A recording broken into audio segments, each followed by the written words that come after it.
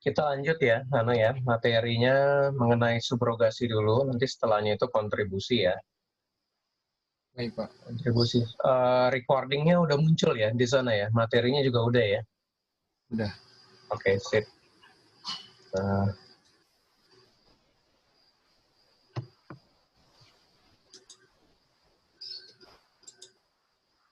Oke, kita tes dulu ya. Ini judulnya, saya klik ini muncul introduction, udah ya?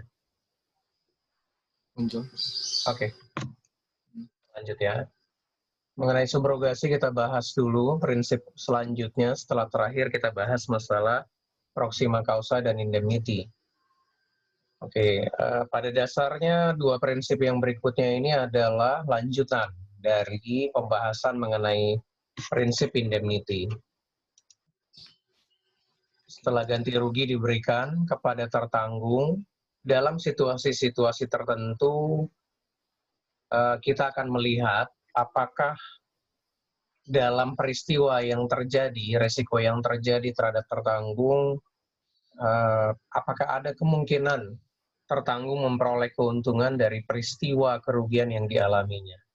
Kenapa kita katakan seperti itu? Karena kita akan melihat ada beberapa situasi di mana tertanggung mungkin memperoleh ganti rugi atas peristiwa risiko yang dialaminya. Di halaman pertama ini kita akan lihat sumber-sumber ganti rugi manakala terjadi suatu kerugian yang mungkin bisa diperoleh oleh tertanggung kita. Itu ada 3. Yang pertama dari polis yang dimiliki oleh tertanggung, polis utamanya ya.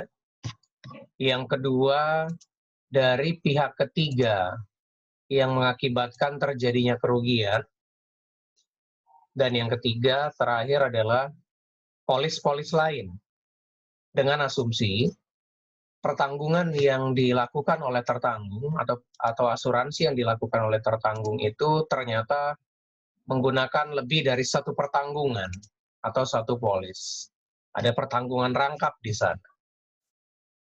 Nah, jadi kalau kita secara sederhananya mencontohkan ada kerugian, katakanlah akibat tabrakan kendaraan bermotor gitu ya, mobil tertanggung mengalami kerusakan dengan nilai kerugian sebesar 1 juta. Secara sederhana kalau kita lihat dari 3 sumber ini, 1 juta itu bisa diperoleh dari polis pertamanya, yang kedua 1 juta berikutnya itu bisa diperoleh dari pihak ketiga, yang katakan kita asumsikan mengakibatkan terjadinya tabrakan, pihak bersalahnya ada di pihak ketiga ini. Dan yang ketiga, 1 jutanya itu diperoleh dari polis kedua. Kebetulan katakanlah pertanggungan kendaraan ini dipertanggungkan di 2 polis. Secara sederhana kita mentotal 1 juta dari masing-masing sumber tadi ini, maka si tertanggung akan memperoleh ganti rugi sebesar 3 juta. Ya. 3 juta dari polis pertama, 3 juta dari pihak ketiga, 1 juta dari polis pertama, 1 juta dari polis yang kedua, dan 1 juta dari pihak ketiga. Pihak ketiga ini maksudnya adalah yang pelaku penabrak ya. Pihak pertama adalah tertanggung, pihak kedua adalah asuransi, pihak ketiga adalah pihak yang mengakibatkan terjadinya kerugian. 1 juta, 1 juta, 1 juta, totalnya adalah 3 juta. Kita akan lihat di dalam slide berikutnya, jika kita bisa memperoleh ganti rugi dari ketiga posisi tersebut, maka kita bisa melihat dalam slide ini, posisi keuangan tertanggung setelah kerugian terjadi, itu tidak akan sama dengan posisi keuangan tertanggung sebelum kerugian terjadi. Kita lihat di sini ya, berapa totalnya tadi? 3 juta yang diperoleh oleh si tertanggung. Ini tidak sama dengan 1 juta kerugian yang sebetulnya diderita oleh tertanggung sebelum kerugian terjadi. Hal ini melanggar prinsip indemnity. Kita lihat dari pertemuan kita sebelumnya, slide di awal, manakala yang dinikmati oleh tertanggung adalah satu vas bunga dengan keadaan seperti itu ya, sesudah kerugian juga yang dinikmati adalah seperti itu. Tapi tentunya 3 juta tidak sama dengan 1 juta dari contoh yang saya berikan tadi. Bagaimana memastikan bahwa prinsip indemnity bekerja seperti definisinya atau sesuai teorinya, maka kita butuhkan prinsip tambahan, yaitu prinsip subrogasi dan kontribusi.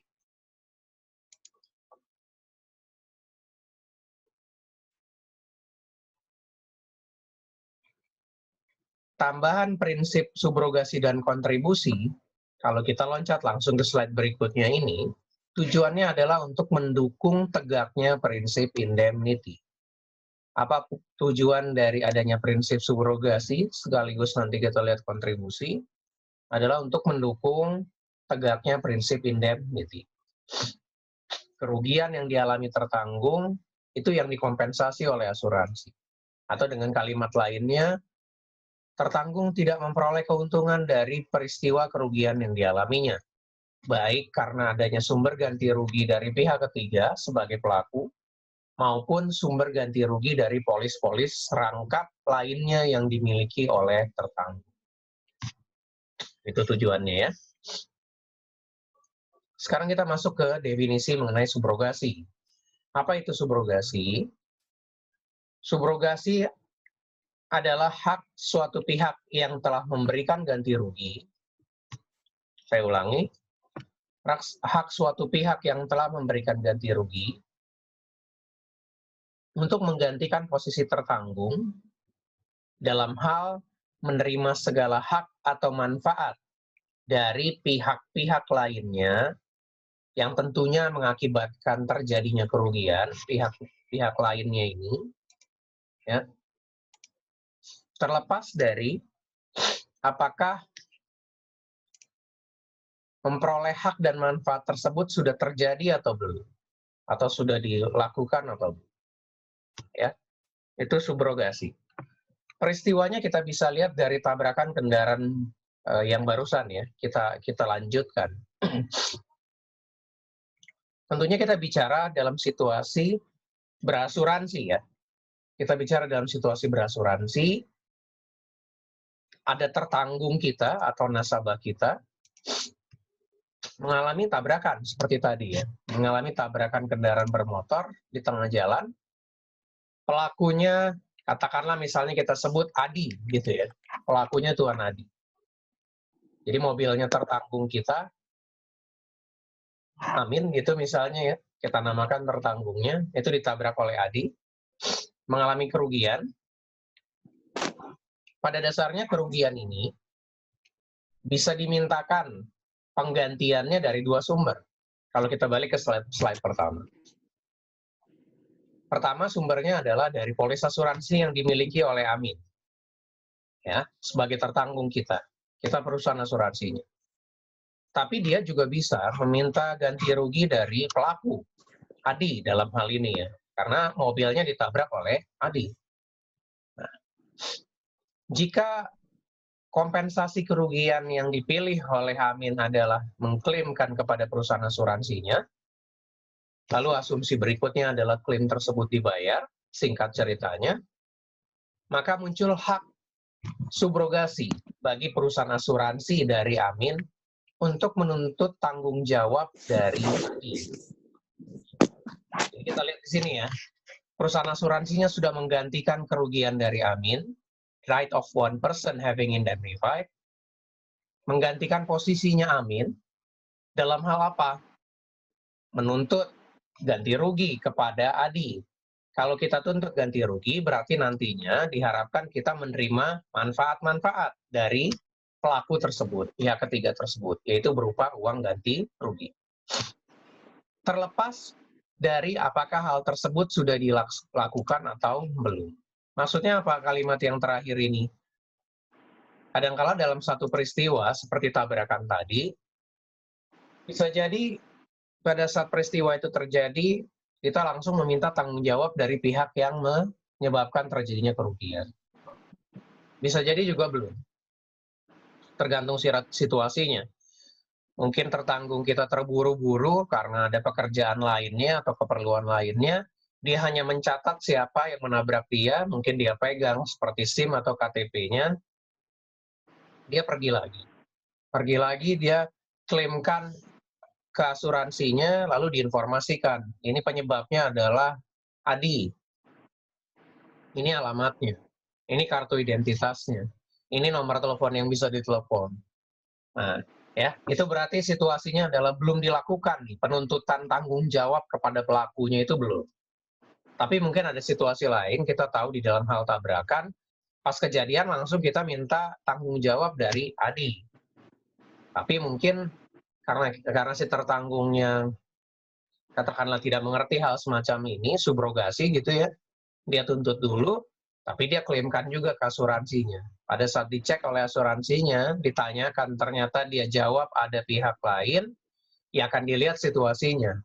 Kalau nilai ganti rugi dari pihak ketiga ini mencukupi, ya berarti tidak ada lagi pembayaran ganti rugi dari perusahaan asuransi. Ya, itu kalau sudah dilakukan. Jadi memang subrogasi adalah hak bagi perusahaan asuransi untuk mendapatkan recovery. Apa ini recovery?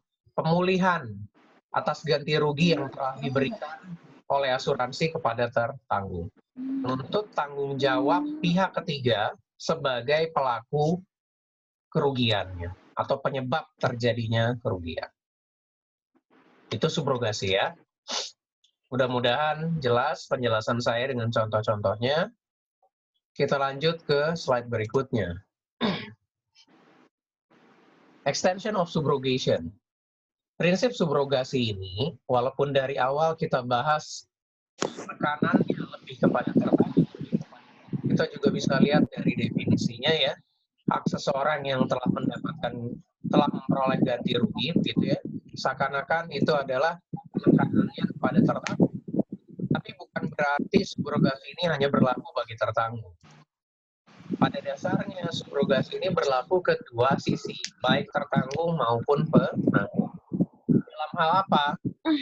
Dalam hal penanggung tidak dapat memperoleh pemulihan ganti rugi atau recovery, yang tadi saya bilang, cannot recover, penanggung tidak bisa memperoleh recovery berdasarkan prinsip subrogasi melebihi nilai ganti rugi yang telah dibayarkannya kepada tertanggung. Intinya itu ya. Jadi dalam hal pelaksanaan subrogasi ini, prinsipnya berlaku dua belah pihak. Kalau membayarkan ganti ruginya 1.000, pada dasarnya penanggung hanya berhak subrogasi atau recovery kembali nanti dari pihak ketiga maksimum sebesar 1.000. Pertanyaannya adalah apakah mungkin muncul situasi lebih dari 1.000? Jawabannya mungkin. Kasus yang sudah terjadi adalah seperti yang ada di dalam slide ini, dari di Inggris, Yorkshire versus Nisbet Shipping Company Limited. Mungkin saya ceritakan singkatnya, summary dari kasus ini adalah dalam masa Perang Dunia Pertama atau kedua, saya lupa gitu ya, tertanggung dari satu perusahaan asuransi, kapal lautnya disita oleh pihak musuh. Kita bicara asumsinya pihak musuhnya ini ceritanya adalah Nazi ya, Jerman ya. Disita oleh pihak Jerman saat itu, Perang Dunia. Ya berarti kalau kita bicara kapal kita disita oleh pihak musuh, kita sudah mengasumsikan kapal laut itu menjadi hilang atau total loss, kerugiannya ya. Udah nggak diperoleh lagi. Nah, diklaimkanlah kepada asuransi dan asuransi liable dalam peristiwa itu.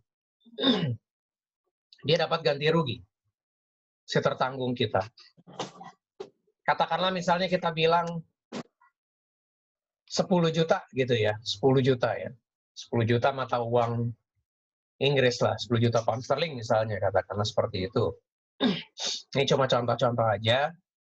Nah, dari 10 juta tadi sudah diperoleh oleh si tertanggung. Ternyata setelah masa perangnya selesai, kapal itu masih ada. Kapal itu bukan ditenggelamkan oleh pihak musuh. Ya, kapalnya masih ada dikembalikan oleh pihak musuh, ditambah dengan uang kompensasi, uang kompensasinya.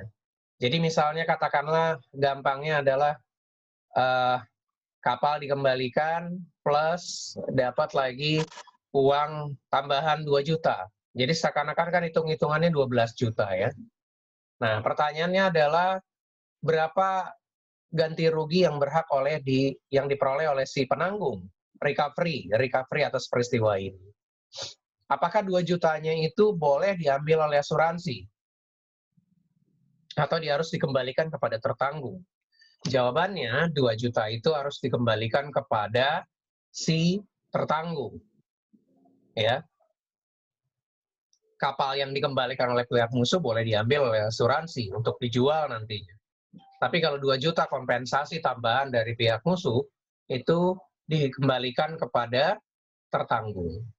Mungkin beberapa dari kita akan berpikir bahwa seharusnya kan si tertanggung tidak memperoleh keuntungan dari peristiwa yang dialaminya. Itu kan awal yang saya bicarakan tadi. Begitu juga yang diharapkan oleh prinsip indemnity. Apakah situasi ini berarti diuntungkan si tertanggung? Sepertinya terlihat dari angka-angkanya iya. Tetapi intinya tidak ada keuntungan yang diperoleh oleh si tertanggung dalam peristiwa ini. Kita melihatnya dari sisi, seandainya kalau dua situasi sumber ganti rugi ini ada pilihannya bagi tertanggung di awal. Jadi antara dapat 10 juta dari asuransi dengan 12 juta dari pelakunya. Tentu yang akan dipilih, kalau situasi itu ada di awal, yang dipilih oleh si tertanggung adalah 12 juta ketimbang 10 juta. Tapi masalahnya kan itu belakangan, kebetulan juga didapatkan atau ada pengertian dari pihak musuhnya untuk mengembalikan plus memberikan kompensasi. Nah, karena subrogasi ini berlaku di dua sisi, maka recovery atau hak pemulihan ganti rugi yang diperoleh oleh penanggung tidak boleh lebih dari klaim asuransi yang sudah dibayarkannya kepada tertanggung. Jadi dalam kasus ini 2 jutanya itu diserahkan kepada tertanggung. Oke, sampai di sini ada yang mau ditanyakan atau udah cukup jelas? Belum, Pak. Belum tanya ya? Iya, lanjut. Oke. Kita lanjutkan.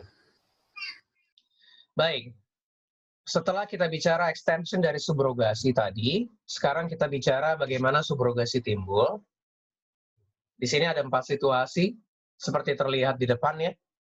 Yang perlu rekan-rekan mahasiswa perhatikan dari keseluruhan 4 poin ini ya, selalu ceritanya berkaitan dengan situasi kerugian yang melibatkan tertanggung sebagai pihak pertama, ada asuransi sebagai pihak kedua yang memberikan ganti rugi, dan pihak ketiga yang menimbulkan kerugian. Jangan lupakan itu ya. Saya nggak bisa gambar di sini layaknya pertemuan langsung kalau kayak di papan gitu ya, ada segitiganya. Tetapi intinya ke sana. Jadi ada 3 pihak yang terlibat dari bicara subrogasi timbul, selalu bicara ada peristiwa kerugian. Ada bicara peristiwa kerugian, di mana juga perlu diingat, di sana ada penggantian kerugian dari asuransi, dari perusahaan asuransinya. Tapi kemudian muncul hak subrogasi. Pertanyaannya, bukan pertanyaannya ya, nanti kita akan melihatnya subrogasinya itu timbul karena apa saja. Nah, ini karena 4 hal yang disebutkan di depan. Kalau peristiwa tabrakan kendaraan bermotor yang dari awal sudah saya contohkan, kita bicara subrogasi timbul akibat perbuatan melanggar hukum atau tort. Jadi tort ini adalah diartikan dalam bahasa Indonesianya perbuatan melanggar hukum. Diulang ya tadi ya. Ada tertanggung, Amin. Ditabrak, Adi. Ada kerugian ya di sana ya. Tadi seperti saya bilang, selalu ada bicara peristiwa kerugian. Lalu kerugian ini diklaimkan kepada perusahaan asuransinya, di mana objek pertanggungan diasuransikan. Diklaimkan kepada asuransi, muncul subrogasi. Untuk menuntut siapa? Menuntut tanggung jawab Adi. kita bicara peristiwa timbulnya situasi ini karena apa? Karena tabrakan. Tabrakannya kenapa? Karena perbuatan melanggar hukum. Perbuatan melanggar hukum siapa? Adi. Jadi kalau dalam tabrakan itu kan bisa jadi terjadi tindakannya itu tidak disengaja atau bisa jadi sengaja. Ya jarang lah ya kalau kita bicara sengaja, ya berarti kan ada niatan nih dari pelakunya mau mencelakakan seseorang, tertanggung kita dalam hal ini. Tapi kalau misalnya lagi berkendara, lalu ada kendaraan lain ngantuk, nabrak mobil kita ya, pengemudinya ngantuk dan nabrak mobil kita, nah itu kelalaian. Ngantuknya itu adalah kelalaian ya, perbuatan melanggar hukum kelalaian ini. Negligence atau kelalaian adalah satu bentuk contoh perbuatan melanggar hukum.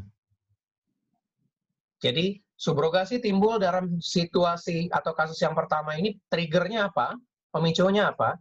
Adalah perbuatan melanggar hukum seseorang yang mengakibatkan kerugian pihak lain, yang kebetulan dalam hal ini adalah suatu tertanggung atau nasabah dari perusahaan asuransi.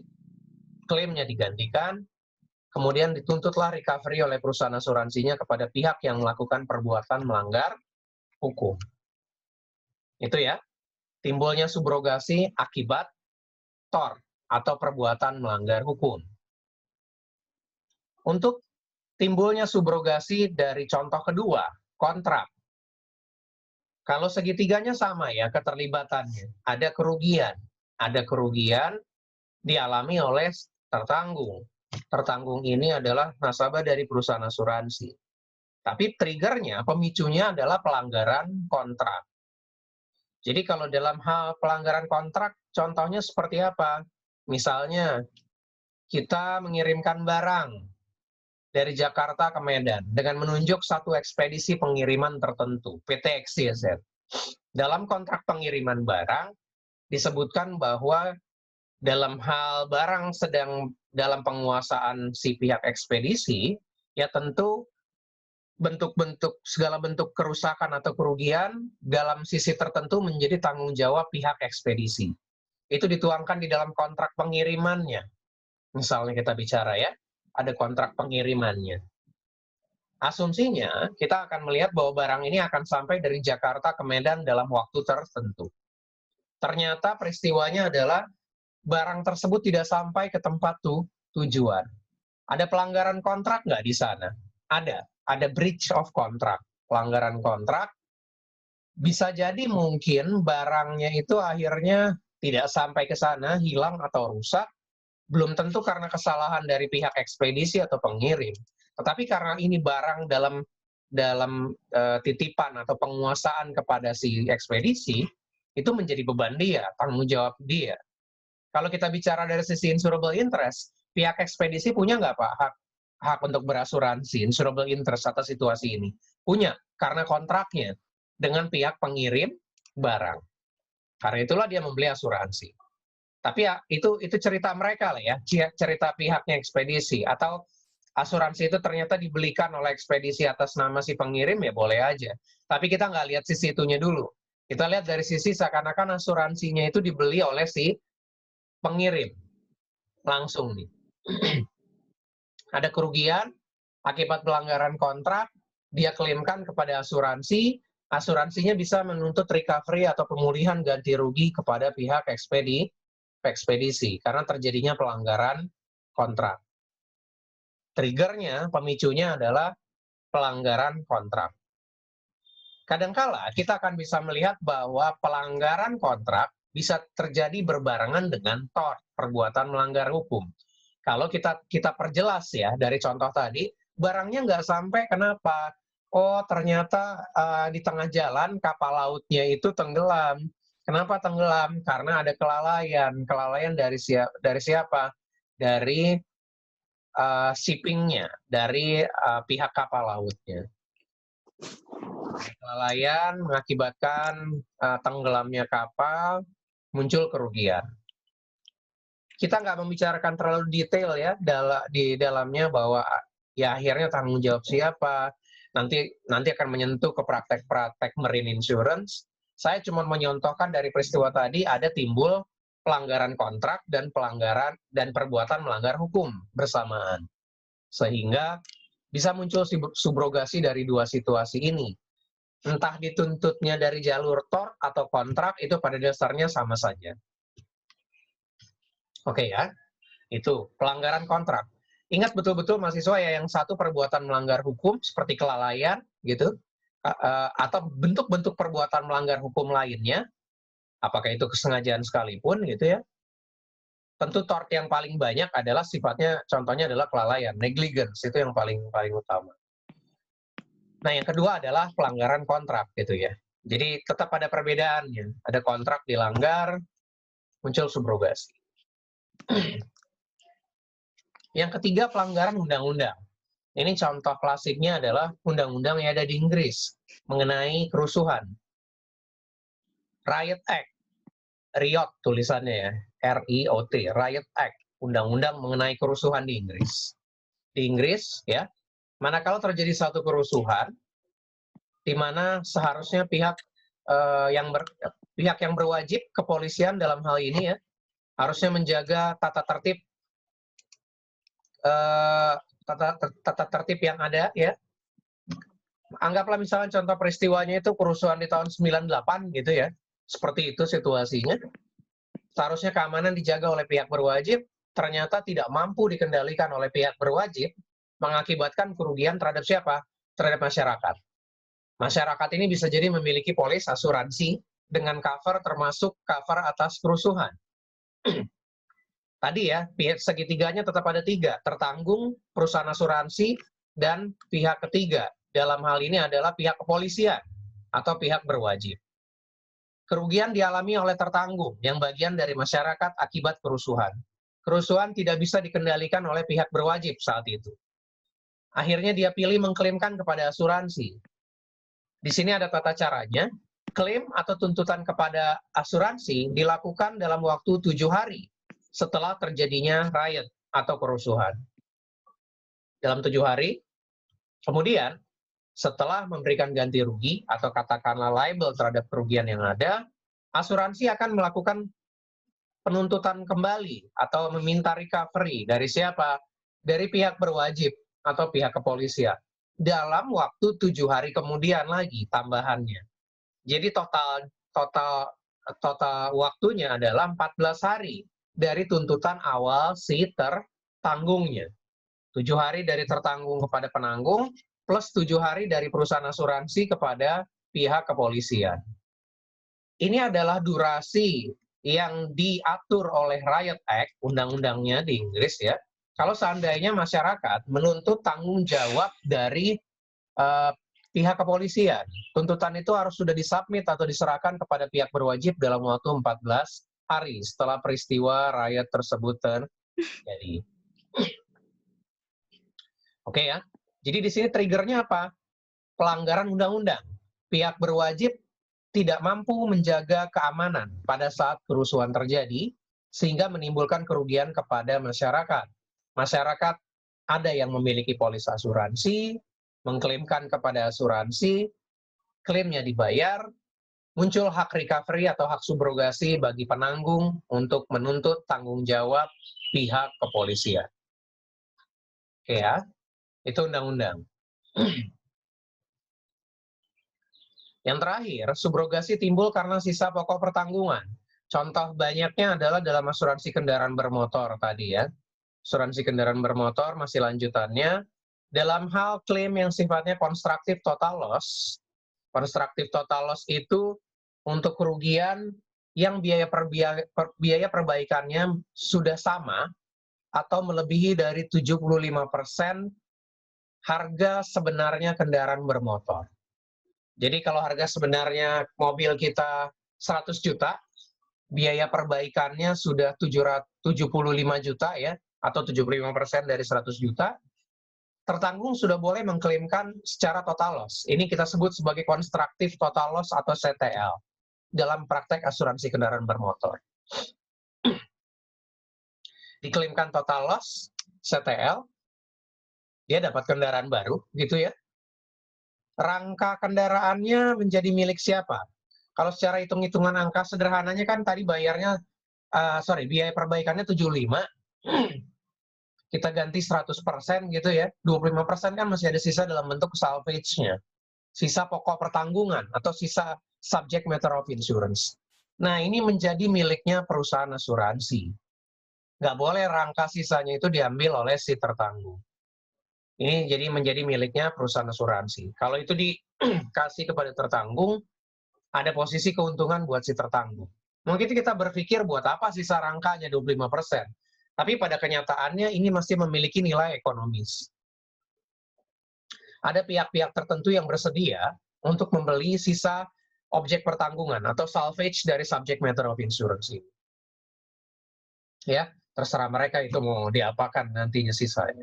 Tapi yang jelas sisa pokok pertanggungan seperti ini, contohnya di kendaraan, tapi pada dasarnya jenis asuransi lainnya yang ada salvage di dalamnya, ini juga memungkinkan timbul subrogasi karena permasalahan sisa objek pertanggungan. Bukan dalam artian kita menuntut pihak ketiganya ya, tapi memastikan bahwa sisa objek pertanggungan itu tidak menjadi sarana memperoleh keuntungan bagi si tertanggung. Baik, itu bagaimana subrogasi timbul. Kapan subrogasi dapat dijalankan oleh penanggung? Kalau sesuai definisi, setelah ganti rugi dibayarkan ya. Kalau kita balik ke slide pertama, cek lagi nanti teman-teman mahasiswa ya, bahwa subrogasi itu right-nya itu, haknya itu muncul setelah memberikan ganti rugi, having indemnified, ya. Tetapi dalam prakteknya, menunggu subrogasi muncul setelah klaim dibayarkan, itu akan menjadi timbul permasalahan baru. Dalam artian misalnya, pihak ketiganya udah kabur, atau setelah identitasnya dicari tahu ya dia udah kelamaan ya nunggu dulu sampai klaim dibayar, ya udah lari si yang harusnya bertanggung jawab, nggak diketahui lagi. Itu permasalahan kalau kita ikuti secara definisi. Sehingga dalam prakteknya perusahaan asuransi memodifikasi dengan menerbitkan satu klausula di dalam polis bahwa subrogasi bisa dikejar oleh perusahaan asuransi sebelum ganti rugi dibayarkan. Tapi ada catatannya atau syaratnya. Yang penting penanggung sudah mengakui liability-nya. Liable dia, mengakui liable atas tanggung jawabnya terhadap kerugian yang terjadi. Beda ya, kalau mengakui liability dengan sudah membayarkan itu adalah tahap finalnya. Sebelumnya, dalam hal laporan klaim, cek data-datanya, analisa, sampai kepada keputusan untuk mengakui liability-nya, oke, kita liable terhadap kerugian yang terjadi, ini masih sifatnya hal-hal yang berkaitan dengan konfirmasi teknis. Pembayarannya itu adalah step finalnya, gitu ya, yang mungkin butuh waktu. Nggak seketika langsung dibayarkan hari itu juga pada saat peristiwa tabrakan terjadi. Nah, ini bisa dilakukan nih, sambil paralel gitu ya, nunggu pembayaran, kita melakukan tuntutan kepada pihak ketiga yang mengakibatkan kerugian melalui doktrin subrogasi. Untuk situasi seperti ini, dalam prakteknya, letter of subrogation atau surat subrogasi biasanya dikeluarkan dari tertanggung yang memberikan kuasa kepada penanggung untuk menuntut tanggung jawab pihak ketiga. Karena kita tahu ya, pada dasarnya yang berkontrak asuransi kan ini tertanggung dengan penanggung. Kalau kita mau nuntut tanggung jawab pihak ketiga sebagai asuransi, ya pihak ketiganya kan nggak kenal sama perusahaan asuransinya. Mesti jelas dulu ya dia mewakili siapa. Untuk itulah di sana fungsi dari surat subrogasi atau letter of subrogation. Main poinnya, subrogasi dijalankan dalam situasi kedua ini adalah sebelum ganti rugi dibayarkan, dengan catatan penanggung sudah mengakui liability-nya atas kerugian yang terjadi. Ini dua cara di mana subrogasi bisa dilakukan. Yang lebih sering dipakai adalah yang kedua ini.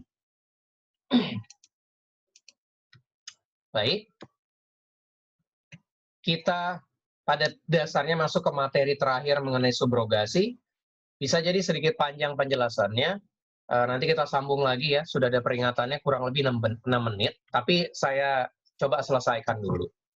Kita mulai dulu dari yang bawah, yang ketiga, yang relatif agak gampang ya, penjelasan ini. Modifikasi subrogasi, yang perlu mahasiswa ingat adalah, bicara modifikasi subrogasi, kalau subrogasi berjalan sesuai definisinya di awal tadi ya, kalau cerita modifikasi, berarti subrogasi tidak berjalan seperti konsep awalnya. Intinya itu. Situasinya adalah apakah subrogasi ditiadakan? Ingat baik-baik, itu satu ya. Atau ya subrogasinya berbeda nih caranya nih. Nggak seperti apa yang disampaikan di dalam definisi di awal. Esensinya adalah pada dasarnya prinsip subrogasi ditiadakan, seperti konsep awalnya. Dalam hal pembayaran klaim yang bersifat ex gratia, ada dalam situasi praktek klaim-klaim dibayarkan secara ex gratia. Klaim yang seperti apa ini? Klaim yang pada dasarnya, kalau secara teknis, asuransi tidak liable. Dia tidak mempunyai liability terhadap kerugian yang terjadi. Kenapa? Karena katakanlah misalnya mungkin resikonya tidak dijamin dalam polis, kalau yang non-teknis, yang teknis ya gitu ya. Atau memang ada pelanggaran-pelanggaran dari syarat kondisi polis sehingga mengakibatkan tertanggung tidak berhak atas ganti rugi. Tapi si tertanggung kita tetap mengajukan tuntutan klaim atas dasar pertimbangan bisnis. Maksudnya apa pertimbangan bisnis? Selama ini diasuransikan di tempat kita itu udah lama. Preminya besar, pertanggungannya bukan cuma hanya satu penutupan ini aja. Ada beberapa pertanggungan lain-lainnya yang portofolio bisnisnya besar di kita. Misalnya nih ya, dari contoh hitung-hitungan, katakanlah premi udah terkumpul selama ini di asuransi kita itu 2 miliar. Klaim yang diajukan hanya 10 juta. 10 juta rupiah ya, preminya udah 2 miliar gitu ya. 10 jutanya kita nggak liable kebetulan dalam contoh peristiwanya. Kita boleh tolak. Kita boleh tolak, tapi atas dasar pertimbangan bisnis, akhirnya asuransi membayarkan juga secara ex gratia. Pada dasarnya, ex gratia ini hibah atau hadiah ya. Klaim-klaim yang sifatnya kebijakan atau pemberian atau hadiah. Secara teknis nggak liable, tapi tetap dibayarkan. Nah, dalam peristiwa seperti ini, seandainya ada keterlibatan pihak ketiga, maka penanggung tidak berhak untuk menuntut subrogasinya kepada pihak ketiga. Ada logika lanjutannya ya. Biasanya klaim ex gratia ini tidak penuh, tapi nggak mutlak harus kita bayar sebagian ya. Pada kenyataannya tergantung faktor bisnisnya, bisa jadi ex gratia dibayar penuh. Tapi commonnya, umumnya kita memberikan klaim ex gratia itu hanya sebagian dari nilai kerugiannya. Kalau tadi 10 juta, mungkin kita ex gratia hanya ngasih 50%-nya, 5 juta. Berarti kan ada kekurangan 5 jutanya nih. Nah, dia bisa minta ke siapa? Kepada pihak ketiga yang mengakibatkan kerugian terjadi. Itu yang lebih menekankan kenapa subrogasi tidak boleh dilakukan oleh perusahaan asuransi. Karena pada dasarnya si perusahaan asuransi ini nggak wajib kok bayarnya. Secara teknis dia tidak liable. Karena dia berdasarkan kebijakan saja dia membayarkan. Yang mungkin hanya sebagian. Oleh karenanya, sebagian lagi itu akan dikejar oleh tertanggung untuk menuntut tanggung jawab dari pihak ketiga. Dalam situasi klaim-klaim ex gratia, intinya tidak ada pelaksanaan subrogasi dari sisi penanggung. Oke, itu ex gratia ya. Baik. Masih ada sisa 2,5 menit. Kita coba ke yang berikutnya, yang tengah, subrogation waiver clause. Situasinya adalah pada saat kita bicara kerugian yang melibatkan dua pihak tentunya, pihak pertama dan pihak ketiga, tetapi di sini masih ada hubungan afiliasi antara pihak pertama dengan pihak ketiga. Maksudnya contohnya seperti apa? Yang paling mendasar deh, hubungan afiliasi itu adalah antara orang tua sama anak. Itu individual ya, tetapi dalam hal perusahaan juga berlaku ya. Misalnya antara induk perusahaan dengan anak perusahaan. Kita bisa membayangkan situasinya mobil induk perusahaan ditabrak oleh anak perusahaannya. Apa iya nih kita tuntut nih tanggung jawab terhadap anak kita? Atau balik ke tadi, ayah kita dan kita. Mobil kita ditabrak sama mobil ayah kita. Apa kita tuntut ayah kita atau sebaliknya? Nah, dalam situasi seperti ini tidak dilakukan subrogasi. Subrogasi dimodifikasi, dihilangkan, tidak dilakukan sepanjang di dalam polisnya ada klausula subrogation waiver clause. Waiver itu artinya meniadakan, mengabaikan. Subrogation waiver clause berarti subrogasi ditiadakan, tapi hanya untuk situasi yang berhubungan dengan kerugian yang dialami antara pihak pertama dan pihak ketiga yang masih saling terafili Ya sih. Seperti contohnya tadi, orang tua dan anak, atau induk perusahaan dengan anak perusahaan. Di luar itu, subrogasi masih bisa dijalankan. Itu ya, maksud dari modifikasi dengan cara subrogation waiver clause. Baik, ini sudah tinggal tersisa 1 menit. Saya hentikan dulu di sini ya. Kita lanjutkan lagi, kita buka lagi nanti. Siap, Pak.